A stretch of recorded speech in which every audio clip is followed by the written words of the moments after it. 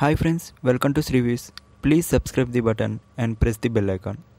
అసలు నాకు తెలియక అడుగుతున్నాను. గవర్నమెంట్ జాబ్ ఉంటేనే లైఫ్లో సెటిల్ అయినట్ట, గవర్నమెంట్ జాబ్ ఉంటేనే లైఫ్లో గుర్తింపు ఉన్నట్ట, గవర్నమెంట్ జాబ్ ఉంటేనే ఒక మ్యారేజ్కి ఎలిజిబులా? అంటే రిమైనింగ్ వాళ్ళందరూ నథింగా?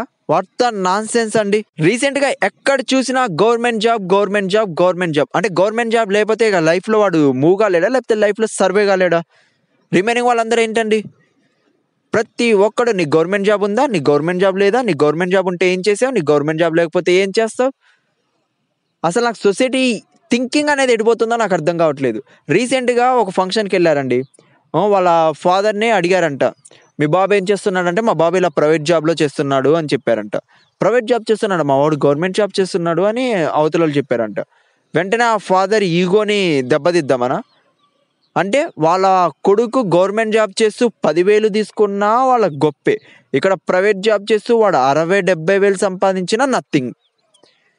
ఏమండి, ఇక్కడ నాకు అర్థం కావట్లేదు, ఇక్కడ పర్సన్కి వాల్యూ ఇస్తున్నారా, లేకపోతే పర్సన్ చేసే జాబ్కి వాల్యూ ఇస్తున్నారా, లేకపోతే శాలరీకి వాల్యూ ఇస్తున్నారా? రేపొద్దున ఒక కుటుంబం సర్వే కావాలంటే, ఆ కుటుంబం పోషించాలంటే ఆ కుటుంబానికి కావాల్సింది మనీయా, లేకపోతే గవర్నమెంట్ జాబ్ అనే గుర్తింపా, లేకపోతే ఆ పర్సనా? నాకు అర్థం కావట్లేదు.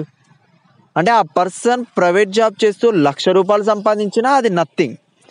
అదే గవర్నమెంట్ జాబ్స్ చేస్తూ వాడికి 10-15 వేలు వచ్చినా అదొక గౌరవం, అదొక రెస్పెక్ట్, లేకపోతే అదొక సంథింగ్.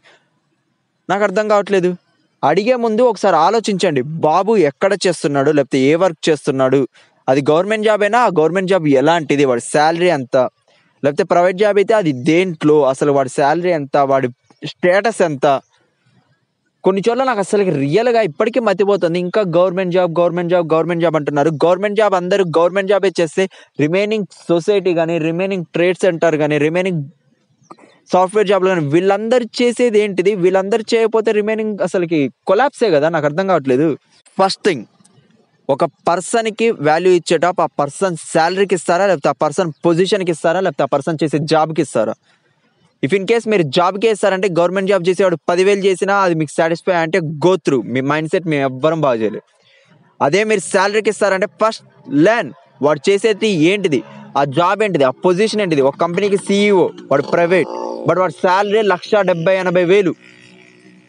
ఓకే, సో రెస్పెక్ట్ అనేది వాడి పొజిషన్కి, వాడి శాలరీకి ఇవ్వండి. అంతే తప్ప గవర్నమెంట్ జాబ్ ఉన్నోళ్ళే తోపు, ప్రైవేట్ జాబ్ ఉన్నోళ్ళు దేనికి పనికిరారు, నథింగ్ అంటే మాత్రం మేము ఊరుకోం. ఓకే, ఈ మధ్య చేసే ప్రతి ఒక్కడు ఇండివిజువల్గా ఆలోచించడం స్టార్ట్ చేశారు. వాడి యొక్క స్టార్టప్ కంపెనీస్ స్టార్ట్ చేసుకుంటున్నారు. వాళ్ళ యొక్క ఇన్నోవేటివ్ ఐడియాస్తో లైఫ్లో ఎదగాలని చూస్తున్నారు. వాళ్ళ ఇన్నోవేటివ్ ఐడియాస్కి రెస్పెక్ట్ ఇవ్వండి. వాడి ఇన్నోవేటివ్ ఐడియాస్ రేపు పొద్దున ఫ్యూచర్నే మార్చేయచ్చు, చెప్పలేం. So please respect that ideas and that person.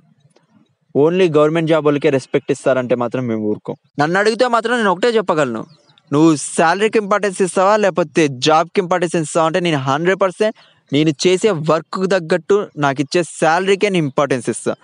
నేను ప్రైవేట్గా చేస్తున్నా, నేను ఏం చేసే 80-90 లక్షల రూపాయలైనా నాకు full satisfy, because my work is my dream, my goal, my achievement.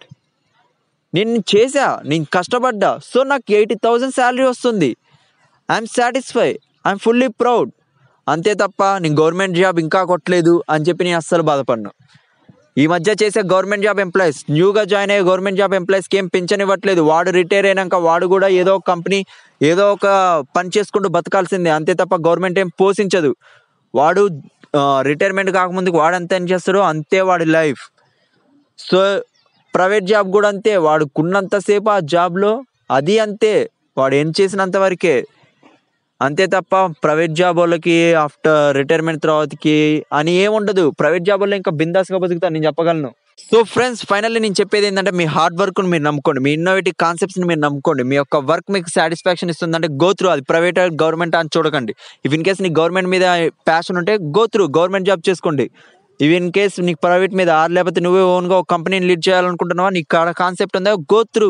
అంతే తప్ప ఎవడో ఏదో డిస్కరేజ్ చేస్తుండు, వాడు గవర్నమెంట్ జాబ్ ఉంటేనే లైఫ్లో సెటిల్ అని చెప్పి మీకు ఇష్టం లేకపోయినా దాంట్లో స్ట్రగుల్ అవుతూ దాంట్లోనే ఉండి లైఫ్ను మాత్రం ఆగం చేసుకోకండి. ఉంది ఒకటే లైఫ్, జస్ట్ లీడ్. నాకు చెప్పాలనుకుంది నేను చెప్పాను, just sharing.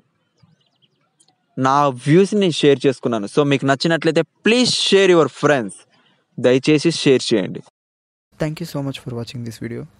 Please subscribe the button and press the bell icon.